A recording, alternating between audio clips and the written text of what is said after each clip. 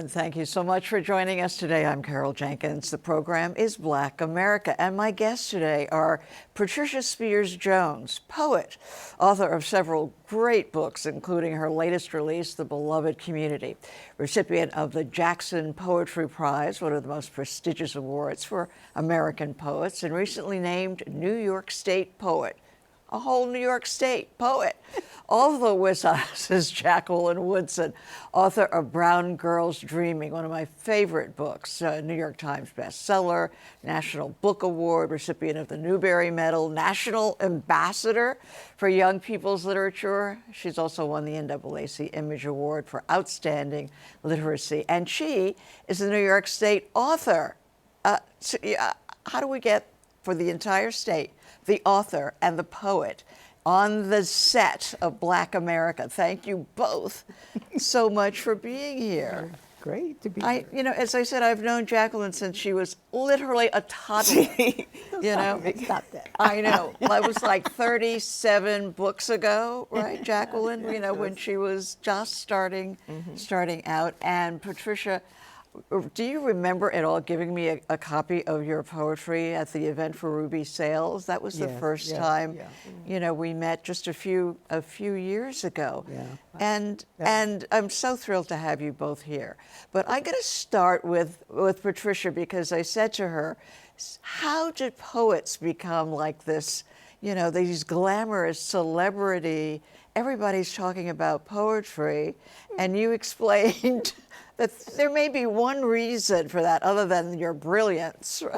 Well, what I said was that about two decades ago, Ruth Lilly, who was a very, very, very wealthy woman, left $400 million to the Poetry Foundation. And $400 million, you heard right. Yeah, that's $400 million. I think that was the correct amount.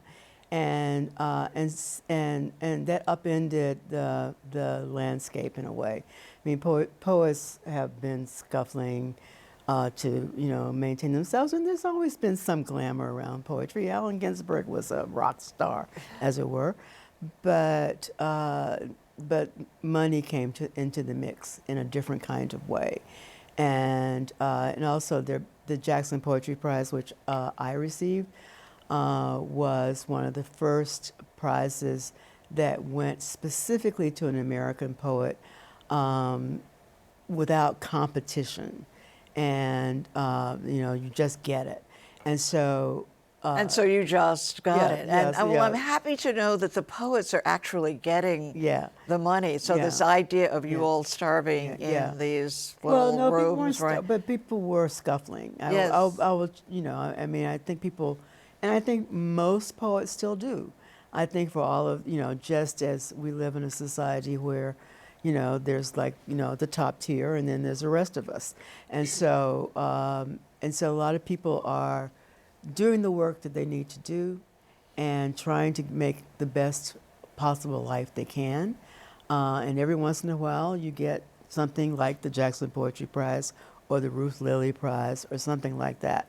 That will, give, or Michael Weaver just got something from the Academy of American Poets. Another Major Jackson. Major Jackson, he's a fellow. All right. So there are different kinds of ways in which. I'm so glad that you cleared that up. Because the sense to me was, wait a minute, we're hearing so much more about poets, these days, so that there's a reason. Well.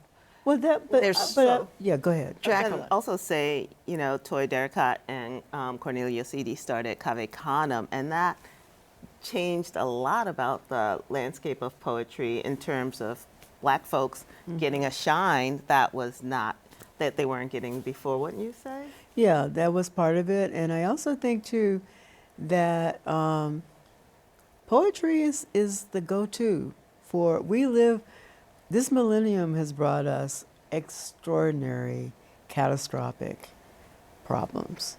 9/11, the pandemic, George Floyd, and the attack on women's bodies right now. So where do you go to express that? You go to poetry. Right. And Jacqueline, as you point out, it's not just poets generally, but it's Black poets that suddenly are getting a chance to be published and to be heard. Yeah, thankfully. I mean, I think we have always been writing poetry when we look back on, people like Langston Hughes, when we, go back to the Harlem Renaissance and even Phyllis Wheatley. I mean, we can go way back and look at the recognition to some extent, but not like it is now. I also think language is changing and the way people read is changing. Once Twitter came with this 144 characters and people are reading much shorter amounts of words, and so poetry makes sense in that way. It gives you have a very deep and thoughtful idea in a small span of space. Yeah. And people, I think I have time for that in a way I don't have time for a 400-page novel anymore. So who are the people talking to me? And then, of course, there's always been the Black and brown poets who are not trying to make the language inaccessible, right? Not trying to say poetry is this, lofty thing that only a few chosen people are here to understand. I think as Black and brown poets, we're speaking to anyone who wants to hear and read us. Yeah. Great, right. Well, a very, very interesting take on it. That Twitter would, be the source of some of this is so fascinating. But I want to ask you both, what does it mean exactly now to be the New York State author and the New York State poet? Are we going to see you walking around in long robes, making speeches? What does this turn into? I was hoping Patricia would explain to me. Well, don't ask. I talked to Willie Perdomo because he's leaving, and he says basically you have to do three readings and in unconventional places, which I have to figure out what those are, and then you come up with a project. And I'm trying to think about what would I like to see happen in the state. And I've been all over New York State, which I suddenly realized because I've read in Buffalo, I've hung out in Saranac Lake, I visited John Brown's farm, which is a state park, which I think is so cool, near Lake Placid. So I think what it says is that, and I think what's really interesting is that two African American women who are migrants to the North are now representing the state and its literature. And I'm going to emphasize the migration thing because so much about migration right now is controversial And negative. and negative. Right. And so we need to just remember that people come here for reasons that have to do with being allowed or permitted to explore their own humanity and creativity to the fullest. And I think we represent that. Yeah. You're feeling a little better about the expectations, Jacqueline? It is interesting. I think it's a lot like when I was ambassador. You create a platform and you speak to that platform, and I love the idea of going into places that we might not necessarily have been found before. And of course, I'm thinking homeless shelters. I'm thinking all these places where unhoused people are. Love that. And I love what Patricia's saying about migration, because as young people, as people of the Great Migration, we did come here for a chance to be freer than we were in our oppressive other place. For me, it was South Carolina. For my mom, and grandmother was South Carolina, and that idea. And we came here and we changed the culture. Yeah. We had our migration and the history of the Great Migration has had such an impact on this country. And as Patricia and you both said, look at migrants as migration is something that's dangerous and something to be looked down upon without, again, referencing the history of what it was for us is detrimental to our continuing. So I think what I'm thinking of is we go to Albany, we give a talk, we meet some people, and that's the first thing. But it is funny to walk down my block and hear neighbors say, "Hey, New York State author," and I'm like, "Oh yeah, it was made public. Like people know this." Yeah. I know. I love your idea of the homeless shelters, especially for the children. Jacqueline, since you write for them, a project that actually, you know, is made available to, I think in New York City alone, there's something like 25,000 children living in homeless, living in the shelter system. You know, so, you know, that is wonderful. And you have a brand new book coming out. You both have beautiful books coming out. Talk to us about, and the covers for both, in both instances are just magnificent. This is Jacqueline's Remember Us. Oh, beautiful. And this is Patricia's The Beloved Country, community. I think of it as, Patricia, you're reaching out to the whole country with this community title. But Jacqueline, talk to us about, and it's so funny, when I began reading this book, for some reason, I do not remember the fires. Oh, So talk to us about what this is all So about. Remember Us is based on my own experience of growing up in Bushwick in the 1970s when it was, the nickname for it in the press was the matchbox because so many buildings were catching on fire. Right. The same thing was happening in the Bronx. I didn't know about the Bronx, but I knew what was happening in Bushwick. And it's a story of a girl whose dad was a firefighter looking back on that time. So it like Brown Girl Dreaming, it's kind of outside of the norm of a middle grade novel, in that with middle grade novels, it's usually a person that age telling the story from that age. And in this, it's a person who's much older looking back on that age, and coming to understand what it means to come of age in a body that's not necessarily what is considered femme, and also to come of age before Title IX and the WNBA. She wants to be a basketball player. Right. And I think people forget that I was at a WNBA game last night, and I was like, this wasn't here when I was a kid. And the fact that Title IX, that girls can play sports in high school and colleges, is relatively new still. So just a reminder and a nod to that period where girls had to figure out their own ways through sports and create their own teams when there wasn't that for them. I think it's going to be, quite popular. It's, all of Jacqueline's books are extremely well written, but I think this is, tremendously moving. Yeah. Patricia, you and your poetry, we're Facebook friends, so I get to see a lot of your. So are we, but Patricia is addressing her state of poetry, writing, reading, teaching, presenting. I mean, so it's my diary. I know. It's the closest I get to having a journal. I know, but it's wonderful because I get to see, when you wake up in the morning, I get to see what you're thinking about and what happened to you and what. I mean, which is all terrific. The objective to the beloved community, talk to us about that. Well, I really wanted to write poems that spoke to both the necessity, the fragility of communities, and to think about how we are connected and how we're often made disconnected. And I was thinking about, as I said to somebody else, that we have all these, the title poem is called The Beloved Community, and it really is like a little story about what happened when I was in a laundromat and this lady found out that somebody that she liked died. And I realized that there are all these sort of accidental intimacies that we have, especially in the city, and that, but also, and that we often don't acknowledge the moments where we express compassion and connection with people that we don't personally quote unquote know.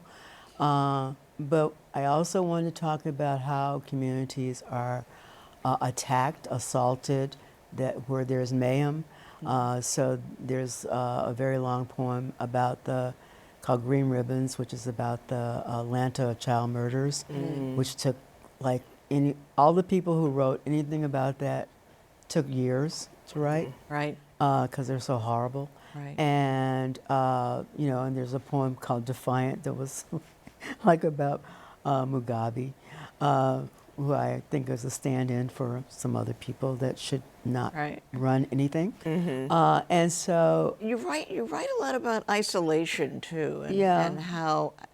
So how do you think, after all, the pandemic, for instance, and the isolation that was forced on us, has changed us permanently? You think?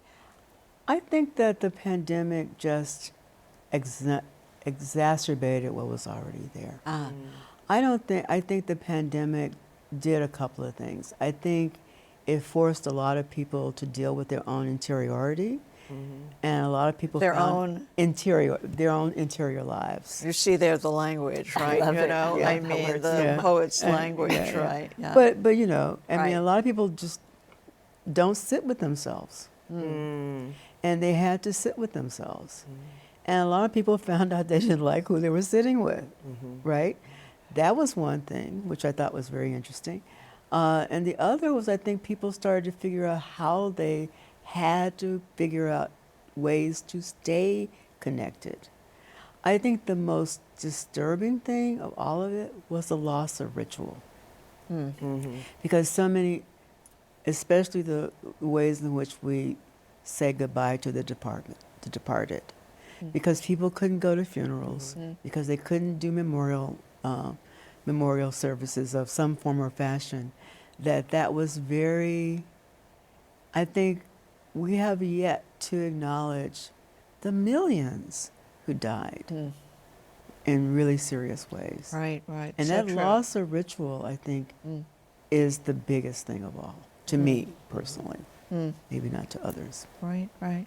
Jacqueline, your thoughts on that, and also your writing. I love that whenever you're asked the question about writer's block, for instance, and you said, does it exist for you? And we're all like, what? And you said reading slow or something like that. So talk to us a little bit about. So my thing about writer's block is, I think what it is fear. I think when we have to face our work and we're scared to tell the truth, we can't do it. And so I always say to people, write it down as though no one's ever going to see it. What would you say? And that releases that fear. So I try to practice what I preach in that way. I was thinking about what Patricia was saying about ritual.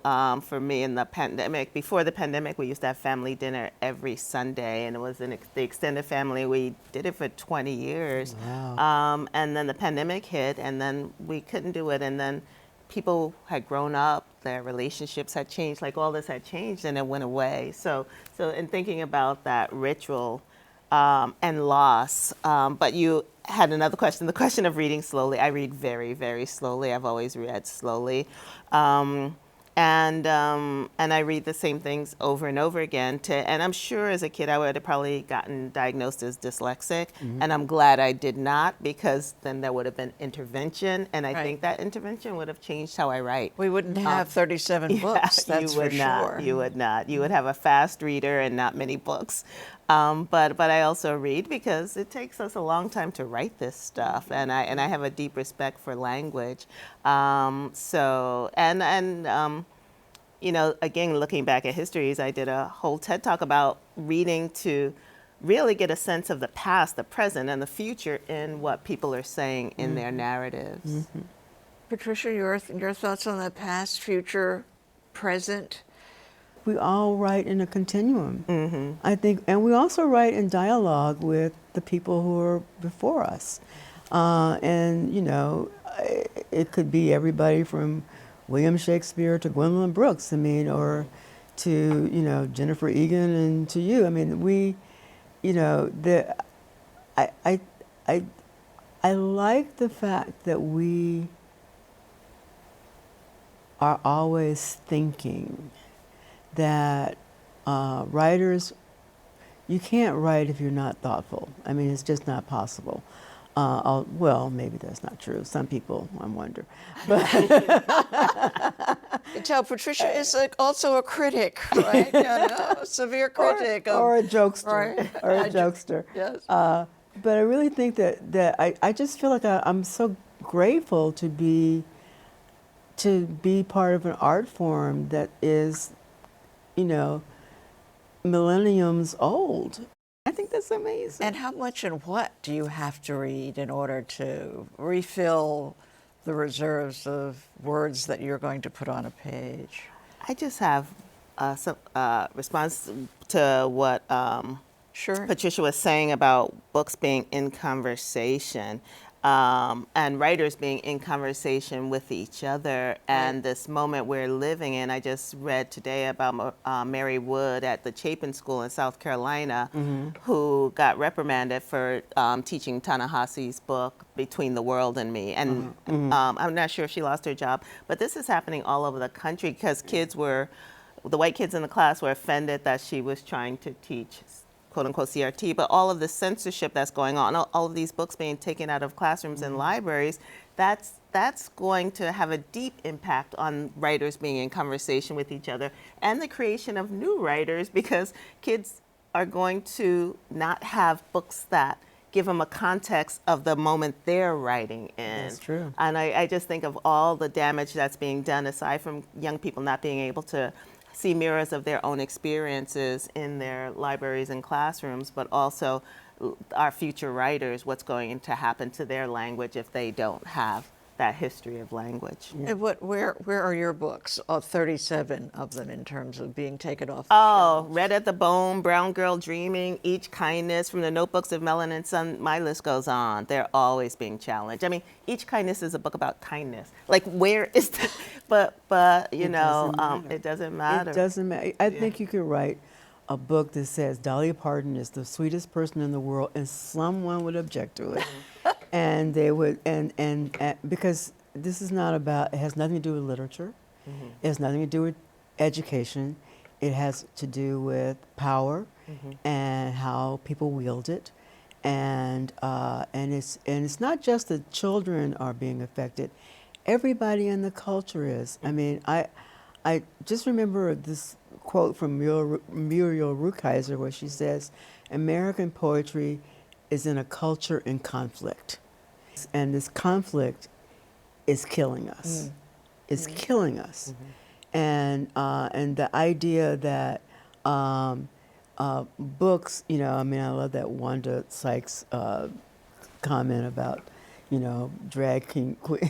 I can't do the quote. It's too amazing. Yeah, but it's really funny. But she's saying, she's like basically taking on this censorship issue, but it's what it really does is it says to a lot of people, you know, if you read these things, you are not worthy. If you know, and if you read these things, you will be told something that you don't need to be told, and that's just wrong. It's just wrong. I mean, maybe it's because when I was in college way back in the day, you know, we read all the underground comics and the, you know, and the stuff that was not on the list. But right now, there are people who are not even literate in this country.